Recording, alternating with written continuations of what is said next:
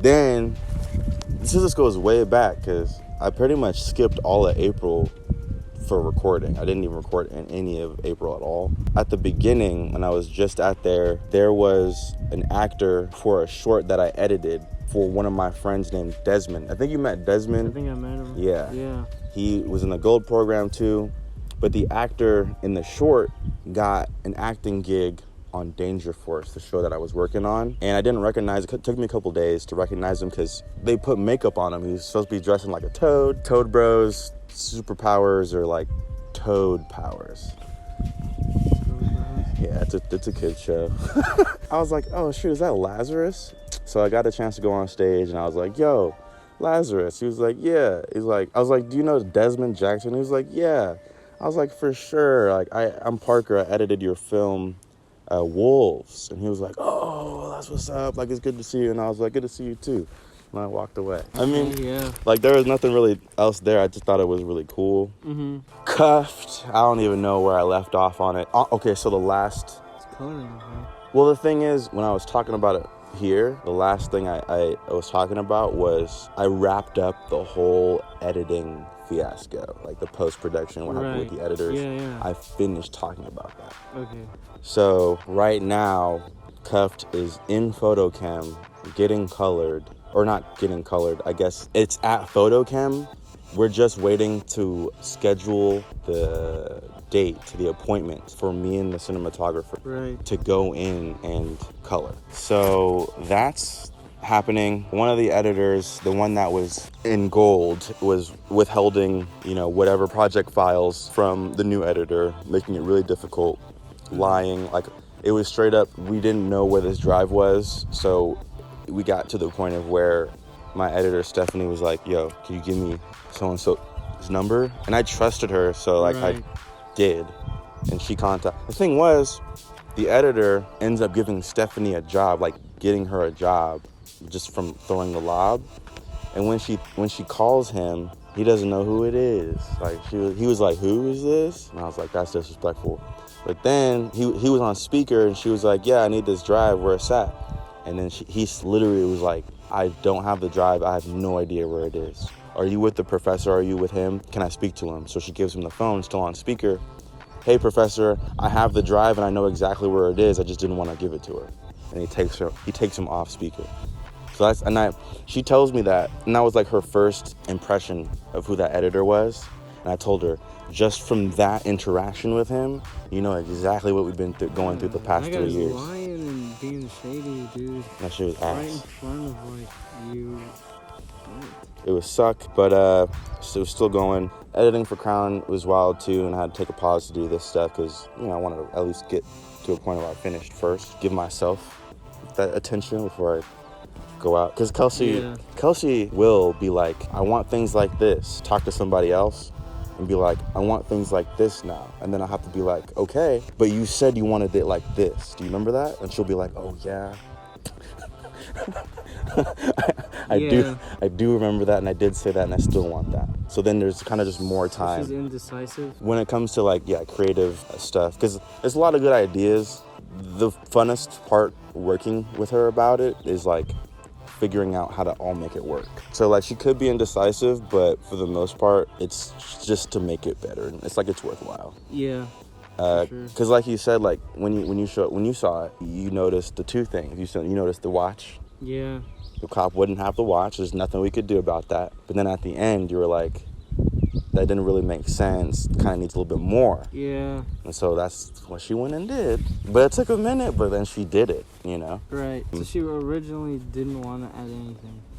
Yeah. She was happy with how it was? Yes. Okay. Then we got feedback, and then it was we should do these things. And what I meant was, she had the idea to have the news thing. She had the idea to do the part where you kind of see our main character look at the news thing. She was deciding, she had one idea, and then later on she had the other one, and she forgot about and so we ended up incorporating both, and it was pretty dope.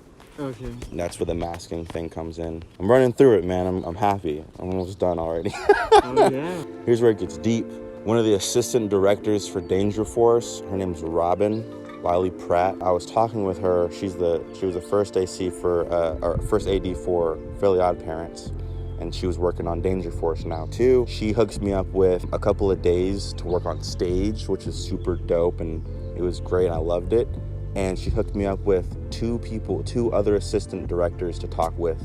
One being the board member of the assistant directing training program that I'm trying to apply to in September, and another one who got in the program 4 years ago as a production assistant. Awesome. I was able to talk to Daryl Woodard, who's super cool guy, black man. So I was able to receive what he was saying to me kind of like differently opposed to everybody else. And I wasn't supposed to tell him everything about me just because of the possibility of getting into the interview process and there being some sort of like sus vibes.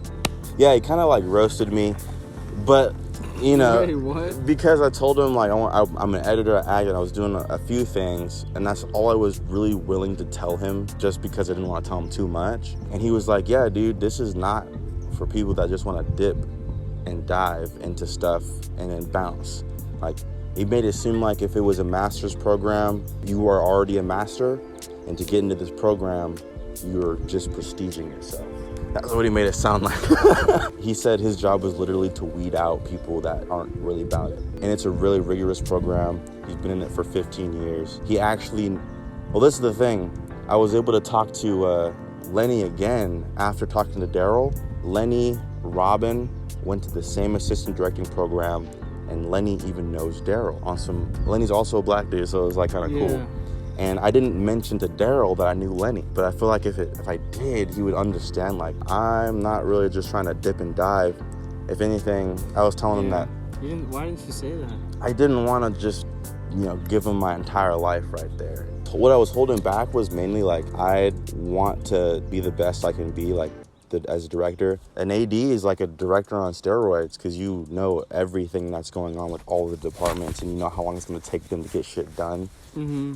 And then you're also talking with the actors in the background, and you have some sort of say in like their movement and direction of how they do things. Mm-hmm. But you're the man. You are the person. Everybody's talking to you if you're an assistant director.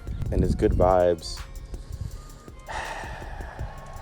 But yeah, he was like, yeah, there's no guarantee that an assistant director will take you on because of COVID, and it's weird, and it might take longer than, it's a 2-year program, but he's like, it might take longer than 2 years. And so it was really heavy stuff coming from Daryl Woodard. I'm grateful for what he was saying to me and the conversation that we had, and no hard feelings. And like, he was definitely using what I told him as an example to help me understand things. Yeah. And I was trying very, I guess, like mid-power level to not take everything seriously. But it was rough, kind of, but it was good, ultimately. And then I talked to Nicole Jones. She ended up doing, I could name and list all the stuff that these guys have worked on, but it's a lengthy list, and it's right. Stuff that I promise we've heard before. It's like, his was like mainly Comedy Central shit, and this was kind of fire. For sure.